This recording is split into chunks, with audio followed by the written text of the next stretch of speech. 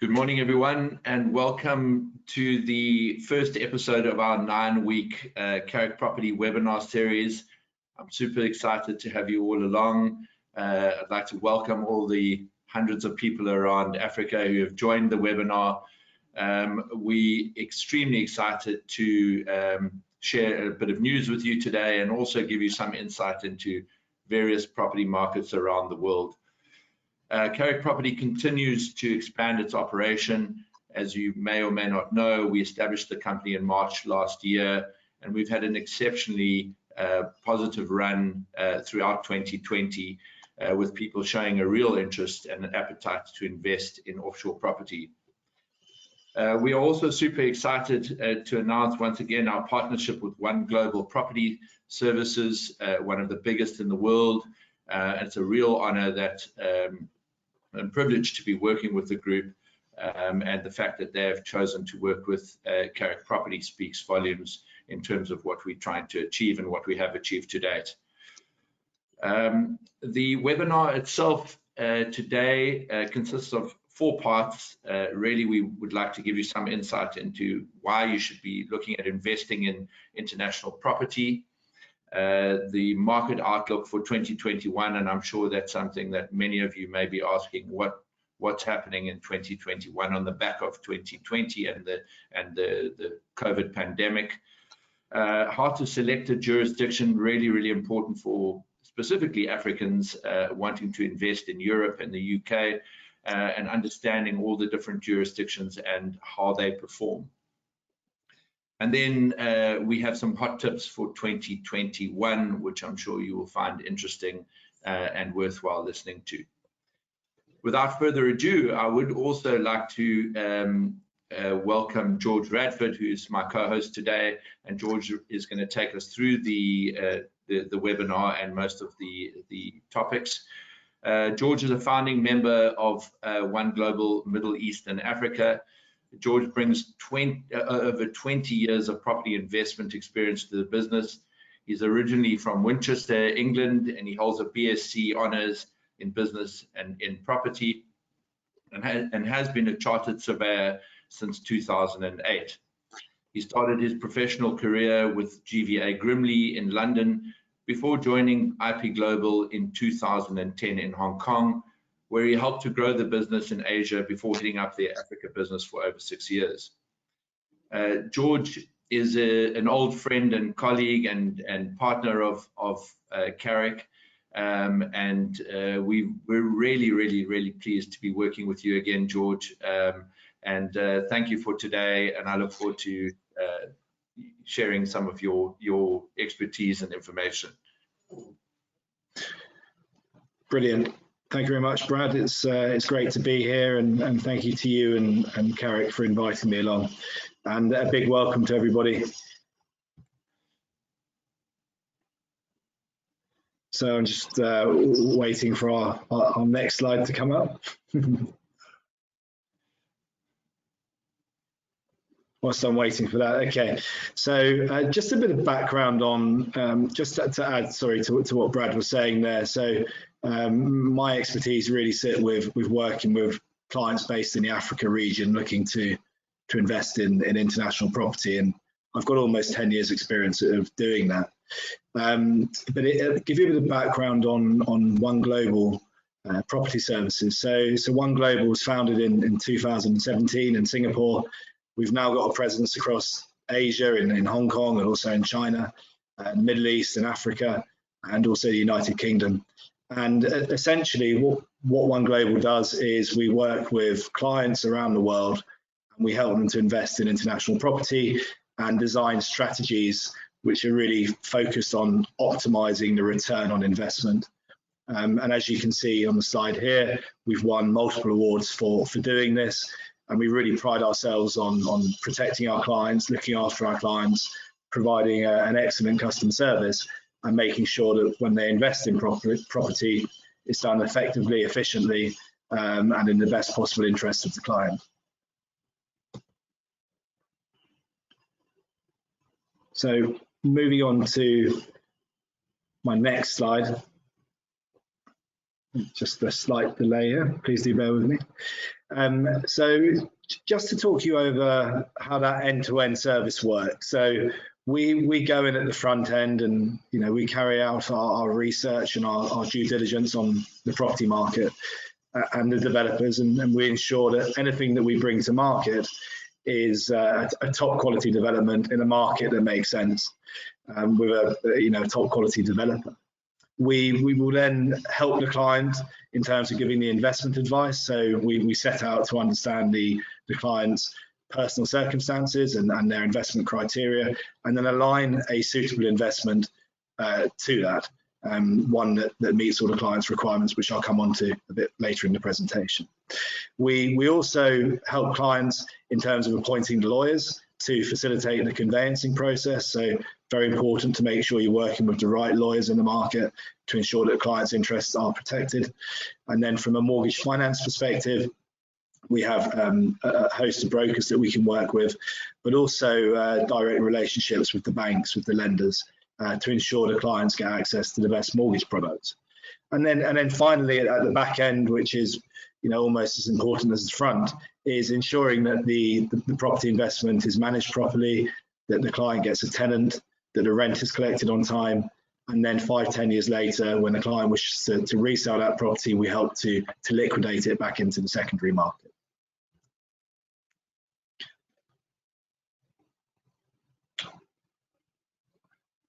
Sorry, you have to just bear with me as the slides play catch up. Okay, hopefully you can see this slide. So in terms of where we add a huge amount of value for our clients, it's very much, for me, the partners that we work with. We pride ourselves on working with the best in the industry. And all of our business partners, are singing off the same hymn sheet with that regard.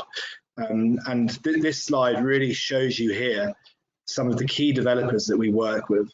And just to pick out a couple there, you've got Barratt London, who are part of Barratt Homes, who are the biggest UK developer by volume, a huge domestic house builder, a FTSE 100 company.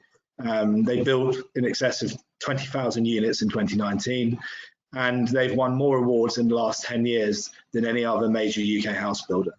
So we're very proud to be working with them exclusively. And that's obviously great for our clients and our business partners alike. Another name to point out there, Galliard Homes, the biggest privately owned developer in London. Again, it's really, really exciting to be working with them. So you can see from that slide, we align ourselves with the best developers in the market to ensure our clients get the best product and their interests are protected in the best possible way. So moving on to the next part of the presentation, hopefully that's given a good picture on One Global, who we are and what we do and how we add value for clients and how we protect the client's interest. Why invest in international property? So it does vary. Obviously, everyone's requirements are different. What I've put down here are some of the key drivers really for clients based in the Africa region. So long-term wealth generation. We know if you invest in property and you invest well over a 10-20 year period, the returns typically can outperform many other investments. Hard currency rental income, obviously a very attractive proposition for our clients in South Africa and across the Africa region where currencies are extremely volatile. Having a hard currency income in GBP or Euro is very compelling. Being able to leverage the property at very, very low financing costs is a big driver. So for clients investing in Germany, we can get 10-year fixed rate mortgages from as little as 3%, to give you an example, which compared to local African markets is obviously incredibly low. So we're really focused on taking advantage of cheap finance from banks, and that window of opportunity will not be here forever, as we all know. In the short term, I don't see it changing because economies need to grow and be stimulated, but over the coming years, rates will definitely increase. The tangibility of property is also a big driver for my clients in Africa. They like property because it's tangible, they can touch it, they can feel it. Diversification I've got on there. The key to any good portfolio is to ensure it's well balanced. And for clients that don't have property and international property in their portfolio, it's certainly something that they should be considering in order to balance that portfolio effectively. Currency exposure I've covered. Economic and political stability, we're investing in countries, tier 1 economies around the world, which give our clients that greater level of protection. And then finally at the bottom there, I've just put education, succession and retirement planning. A lot of our clients are looking at our investments as a way of funding their children's education. They might be looking 10, 15 years down the line, buying a property asset in the UK, getting a sterling asset and sterling exposure, making money on that asset over a 10-year period, selling it, and then using those funds to partly fund for children's education, which we know is very expensive in the UK now for international clients. So hopefully that gives you some useful snippets of why international property is something that our clients look at and maybe reasons for you to look at it. I'm just going on to the next slide now. Excuse me, a slight delay.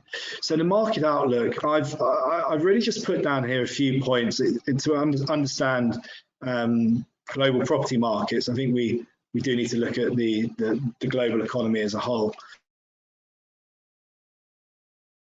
So it's not all doom and gloom out there. 2020 was a challenging year for everyone, but the World Bank has forecast 4% global economic growth in 2021, and the IMF 5.5%.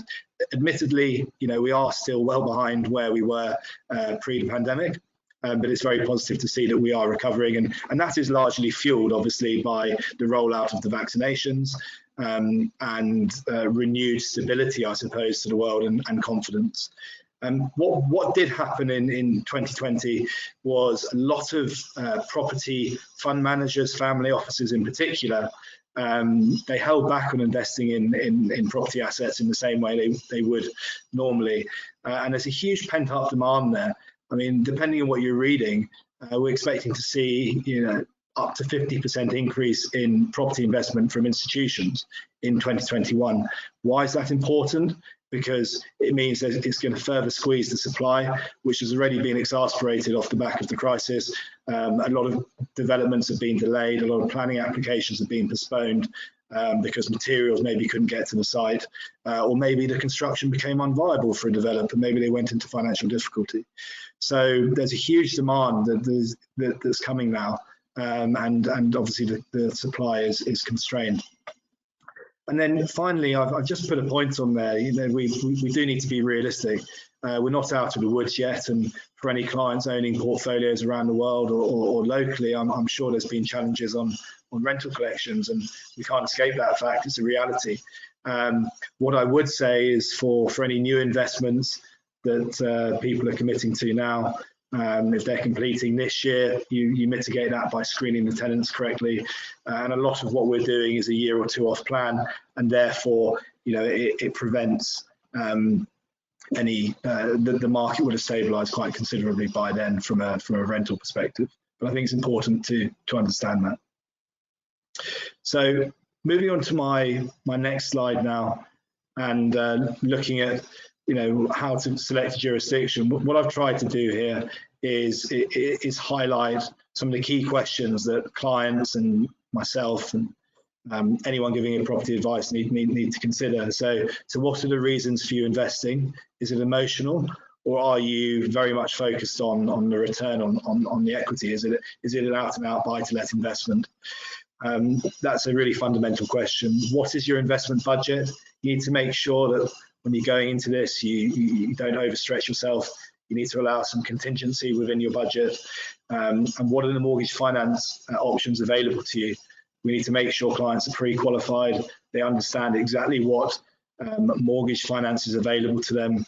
And naturally, that will dictate their investment strategy and the budget that they're willing to commit to. So those are some really key points. The cost associated with the investment, like any property purchase, there are costs, there are hidden costs as well. So you need to ensure that when you're investing in international property, you've got full transparency on the cost associated with that investment and how that can impact your overall return on equity. The tax considerations, everyone's position is different. So you need to understand your personal circumstances and also the landscape of the market into which you're investing. And again, going back to our research function, we're very careful in terms of investing in markets that have a favourable environment for our clients to invest into. Otherwise, if it's a punitive environment, it kills the investment. And the risk associated with the investment, this is absolutely crucial. The market risk, that's down to research and due diligence and professional guidance from people like myself. Regulatory, again, we can preempt a lot of that. Are there going to be tax changes in the market? Are there going to be restrictions on foreign investors? We can kind of preempt that, but we can't fully control or preempt it. But the most important one there, which we can 110% control, is the counterparties that one works with. And that's why we're solely focused on working with big household name developers who provide our clients with that stability in terms of the product to ensure that that counterparty risk is largely eliminated. And just a little tip there, there's so much information on the internet. Please, whatever investment you're doing in life, just make sure you do your own personal due diligence. All right, so moving on now to a bit of a snapshot of what's going on in the global property market. So this is a Savills forecast for 2021. I think it's brilliant. If you like these sort of maps, I do. So a few areas, I suppose, to point out. We'll come back here in a second, but Australasia, you can see Sydney is forecasted there to do pretty well. However, there are barriers to entry. Sydney is a extortionate market, really, in terms of property prices. Barriers to entry for foreign investors from a mortgage financing perspective, and also quite punitive tax imposed on foreign investors in the Australian market. And then a few other ones. I mean, New York's quite interesting. That's declining. Probably off the impact on the financial sector in the aftermath of Donald Trump. But we can see some really interesting returns to places like Mumbai and China, which are quite compelling. But when you deeper beneath the surface, we understand that you need to be a local to be investing in those products, an Indian or Chinese person. So it might look good, but it's not necessarily available to the wider audience. And that's really what brings us back to European markets. And Berlin is a big focus for us this year. You can see sort of 6 to 8% growth there, and then the UK in London, 2 to 4% growth in that market. So we'll share the slides, obviously, and please do have a more detailed look at that. But that hopefully gave you a high-level overview of what's going on in the world and why we continue to focus on European markets as our favoured markets. Okay, just waiting for the next slide to load up. So just to, I suppose, reiterate the point I was making there as to why we like the UK and why we like Germany. And it's not just Berlin and it's not just London. We look at regional cities across the UK, Birmingham, Manchester, and some other key regional cities. And also in Germany, it's not just Berlin. We've got opportunities coming in Leipzig and so on and so forth. But for the purpose of this presentation, I'm really focusing on London and Berlin. And this is a PwC report you can see here, which has highlighted both London and Berlin as the #1 investment markets in terms of investment prospects, in terms of European cities for 2021. So it's great that we're focusing our efforts in the right places, obviously. Above and beyond that, why do we like the UK and Germany? Stability, the biggest and second biggest economies in Europe, the 4th and 5th biggest economies in the world. They've got a very sound and well-established investment environment in terms of property, high levels of protection in there for clients, good availability of mortgage financing, friendly investment environment for foreign investors, and then finally for clients, it gives a nice alternative, in terms of a GBP or a euro asset. So sort of diversification within diversification, I suppose. So very, very much our favourite markets, and we will be very focused on both cities over the course of 2021. So moving on to my next slide now. I just wanted to show you quickly 2 opportunities that we are really proud to have just launched. So the first one here is Penrose Apartments, which is part of a huge regeneration programme in Harrow and Wealdstone, northwest London. And what's happening is there's a £1.75 billion regeneration project, which is a local master plan, and part of that is the building of around 5,000 residential units. We're really proud to be playing a big part of that with Barratt London, who, as I mentioned earlier, are part of Barratt Homes, the biggest domestic UK developer by volume. And we we're delighted to say that we've secured the whole of Penrose Apartments, which is the last phase here in the last block here in phase 1 of the development. So, and it's also located in the best part of phase 1. Just to talk you over some numbers here, so it's a 999-year leasehold, really important because it means there's no onerous ground rent provisions, which can have impact on mortgage financing, and also means that it helps the yield because the ground rent is so low. The completion is due in summer, European summer, so July, August 2022. Prices, entry-level units starting around £328,000. To put it into context, I mean, that's what some people are paying now for a one-bed unit in central Manchester. This is Greater London, so I think that represents excellent value, and Harrow is set to outperform the wider London market as well. So it definitely makes sense. The yield profile around 5%. We're looking at yields on the rental side. 65% mortgages are available. I like to be conservative, so 60 to 65% mortgages available. Looking at a rate of around 4%. That can either be fixed or variable, or interest only, or principal and repayment mortgages, depending on what the client's looking for in terms of more of a yield profile or eroding of the debt. And something that I really like about this investment is a 10% deposit down, and then the balance is payable on completion. Why is that important? In the UK, you've got NHBC warranty on your 10% deposit. Anything above and beyond that is ultimately exposed. So if something happened to the developer, then your deposit would be in jeopardy. But with this, I mean, firstly, we're working with a household name developer, and that's not going to happen. But secondly, you are protected, which is really important. And then just looking at the sort of overall return on equity, we're looking around 85% over a 10-year hold based on a 65% mortgage.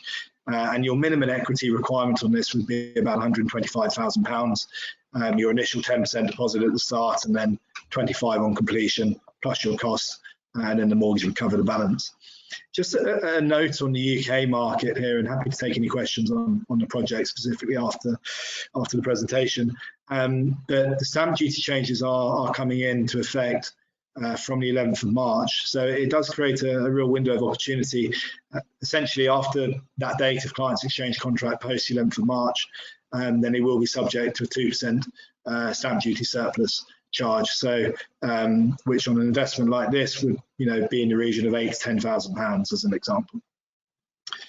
And then finally moving on to a development of a similar ilk in a city which is equally, if not more compelling than London, Berlin. So we love Berlin for many reasons, and for those of you who are not so au fait with Berlin, obviously it's the capital city of Germany. It's the most populated city in Germany. It's got a huge student population of 185,000 people.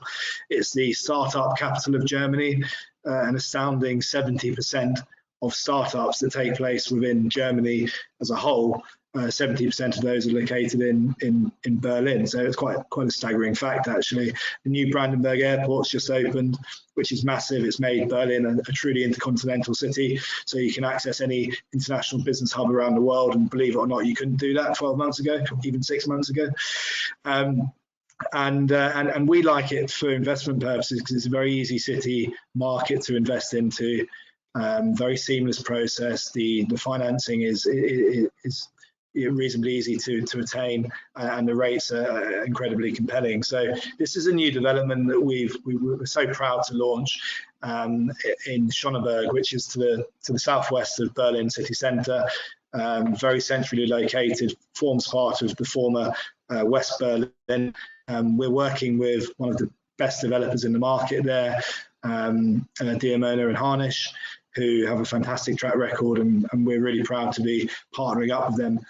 This is a landmark development coming out of the ground in Schöneberg, 225 units, mixed-use scheme, private internal courtyard area, and it's without a doubt the most significant development being built in Schöneberg, and arguably one of the most significant coming out of the ground in Berlin over the next few years.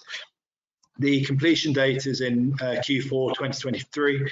The title is freehold title, which is standard in Germany. And then just to look at some numbers quickly before we conclude the presentation, prices here starting around 225,000 euros.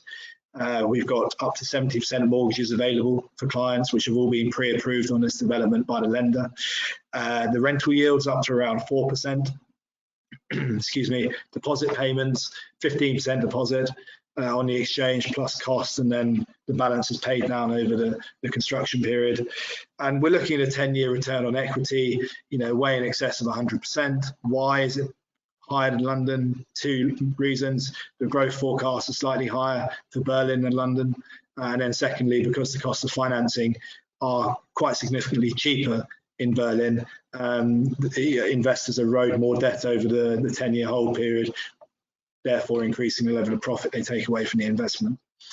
Just a couple of investment notes there. One of another big drivers in investing in Germany as a country and Berlin as a city is the capital gains tax benefits. If you hold an investment for 10 years or more on the sale of that property asset within Germany, no capital gains tax is payable, which is obviously very favourable. And then just a final note, the mortgage rates are due to go up with our preferred lender at the end of March. And we can currently get sort of 2.9% fixed for 10 years. Post the end of March, it looks like that's going to increase up to around 3.25, 3.5% fixed for 10 years, which is still low, but it's not as low as 2.9. So yeah, I believe that concludes my part of the presentation. Thank you very much for joining. Happy to take any questions. And yeah, I hope you found that informative and useful. And naturally, if you'd like to find out more, then please do contact Brad and his team at Carrick.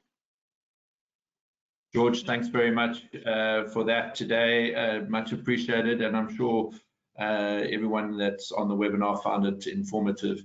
I do have a couple of questions for you from participants around South Africa and Africa, George, and I'll just start off if you don't mind. The first question that's been posed is, I live in Kenya, can you assist me? Yes, yeah, very much so. I've got a lot of experience actually working with Kenyan-based clients and Kenyan clients. So absolutely we can. All we do with any client is get a detailed understanding of their personal circumstances and what their investment drivers are and what they're trying to achieve, and then marry that up with an investment strategy. So absolutely we can help clients based across most parts of Africa, actually, for that matter. George, next question.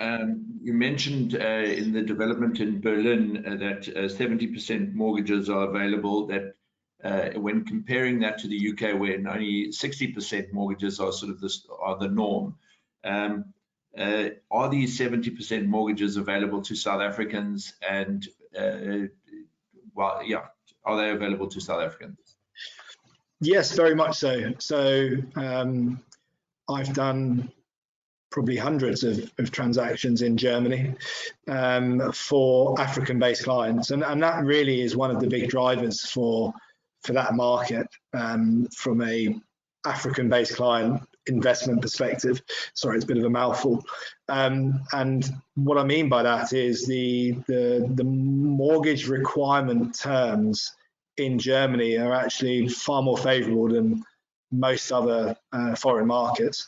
And the qualification criteria is really not too strict, providing clients are employed or have a high level of investment income, recurring income, and they can prove that, and they're earning around sort of 40,000–50,000 euros a year. We can pretty much help them. I mean, there are some further qualification requirements that we can go into on a one-to-one basis, but in a nutshell, yes, we can. And what is great about Germany is, from a financing perspective, you don't get penalised for being an African-based client in terms of a higher interest rate on the mortgage, which you can often find in other foreign markets. So it creates a sort of level and fair playing ground, I suppose. But just to clarify, Brad, what we would do with any client is we would do a detailed assessment of their personal circumstances. We would do a mortgage fact find. We would work with a broker to get a mortgage offer in place and get the client comfortable with that, so they understand what their mortgage terms are before they then commit to the investment, because naturally that will dictate the investment strategy. Yeah, thanks, George. I mean, it's South Africa, so absolutely understood. Two more questions. Just a client has asked whether on the Penrose Apartments, whether the deposit is actually 10%. I know you did mention that, but if you could just confirm. Yes, yeah, absolutely. I mean, 10% used to be the norm in the UK, and should still be the norm. I mean, a little bit above that's not too bad, but yes, it's 10% down. I mean, Barratt are very big on this in terms of ensuring that, you know, deposit is fully protected for clients, and it's one of the main reasons I really like that project and we took it on. Not only is it an incredible developer, but the equity requirement at the outset is only 10%. It's great because it's protected, but in addition to that, it means there's less opportunity cost in terms of that deposit being tied up for a year and a half. You know, so, and that helps to drive up the return on equity. So in answer to your question, yes, it is only 10%.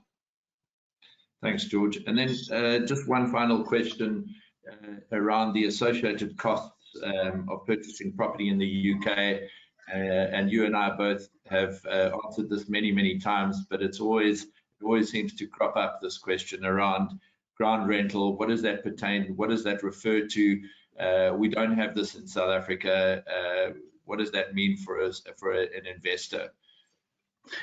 Sure, yeah, it's a very good question, actually. The UK can be quite a confusing market with leaseholds and freeholds. Essentially, what happens is when a new development is built, the developer will invariably, especially when it's apartments, retain the freehold, and they'll issue leasehold titles, which are virtual freeholds, because they're 125, 250, 500, 999 year leasehold interest. So it is effective virtual freehold, but it's not, because every year you have to pay a ground rent to the freeholder. So our clients buying properties in the UK, owning a leasehold property, every year will have to pay a ground rent from typically about £250 to £500 a year to the freehold of that property, which is typically a developer, and the developer in due course typically sell those titles to financial, to institutions. What's happened in the UK of late is, thankfully, the government has regulated this, and it's about time, because there are some very punitive and onerous ground rent provisions in a lot of new build properties, which had very unfair escalations after sort of 5-10 year holds. And not only did that sort of kill the investment fundamentals from a return perspective, it creates a lot of issues with mortgage companies, because they across the board now, if a ground rent is any more than 0.1% of the property value per year, most lenders will not touch it. And then in addition to that, it can really impact the resale of the property, because naturally someone coming in on the secondary market will not want to buy a property if it's unfavourable, they can't get lending on it, and they don't want to take on onerous ground rent provisions. So one of the other reasons we really like this development with Barratt Homes is it's a 999 year leasehold, and it's a peppercorn ground rent, which essentially means it will be a few pounds. So, it's quite revolutionary now for the UK market. I think we'll see a lot more of this moving forward, which is about time, because it's been pretty unfair and onerous on buy-to-let investors for quite a long time on the ground rents that they've been paying. So hopefully that clarifies. Yeah, thanks, George. And I think another example of why to engage with companies that understand the fine print and that you're not caught with these associated costs somewhere down the track when you've already exchanged contracts. So really, really important. And thank you, George, for your participation today. Much appreciated. We, as I said initially, we're really looking forward to working with you and One Global Property Services. And we look forward to bringing some exciting developments to our clients across South Africa and Africa. Ladies and gentlemen, that concludes the webinar for today. Again, thank you for your participation. Please join us again next Thursday and every Thursday for the next 9 weeks. At the same time, we hope to bring you some exciting news on further developments across Europe and the UK and in Mauritius. And we look forward to engaging you further. And certainly if you require any information from us in the interim, please feel free to contact myself or any of my team members and we'd gladly be at your service. So for the time being, thank you everyone and look forward to seeing you soon. Thanks so much. Thank you.